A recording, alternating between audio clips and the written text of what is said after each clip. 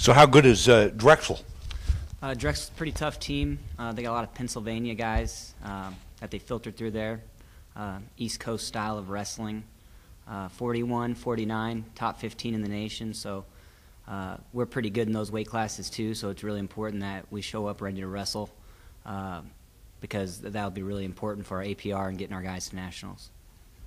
So you talk about East Coast. What's the difference between wrestlers in the West Coast and the way they wrestle back in Pennsylvania? So East Coast, they like to wrestle from the open. They like to stay away from the tie-ups. They try to get you to reach, and they shoot from the open. They're also really good scramblers, so it's important that we have to finish clean and crisp. They'll be diving at our ankles, rolling through. So we have to be ready to finish strong and finish hard. We don't want to be caught up in sort of their scrambles and their style of wrestling. Okay, and then you've got the Roadrunner Open. Is that in Fresno or Bakersfield? Fresno? It's in Fresno this year. So last year was in Bakersfield. They switched it up this year. I think there was 7 or 8 D1 teams last year, and I know they're going to have some pretty good teams this year. We'll get to see Stanford again, Bakersfield, Arizona sends some guys. So that's a really, really tough tournament right here on the West Coast, right up the road. So that's going to be really good for our guys as well. Coach, a nice turnaround from Stanford, then up in San Francisco. What was the biggest difference that you saw? Was it just the competition, or was it just how you guys just wrestled better?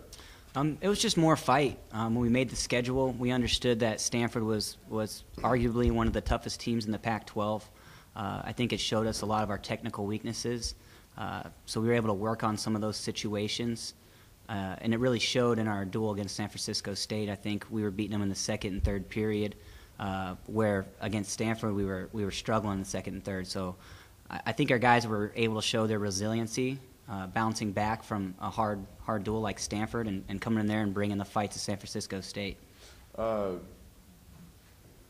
You know, a lot of other coaches have talked about their schedule and making it difficult on purpose. Is that what you guys kind of put together here? Did you guys create a schedule that, you know, can challenge you guys, and then whenever you get to a conference duel, you're more prepared? Oh, absolutely. We started off with like I said, one of the toughest teams in the Pac-12. We kind of really load our schedule in the beginning portion of the season. Roadrunner Open, Las Vegas, Old Dominion. A lot of really, really tough teams, and then we take a month break where we focus on improving in the areas that we see fit, sort of mastering what we're already good at, and we really take a month just to train for the Southern Scuffle. So that's another peaking moment for us where we can knock off some top guys. You know, that's one of the toughest tournaments in the nation.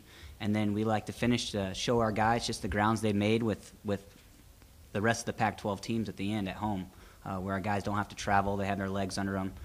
So for us, in the way the RPI and APR work in wrestling, it's really important that we knock off top guys.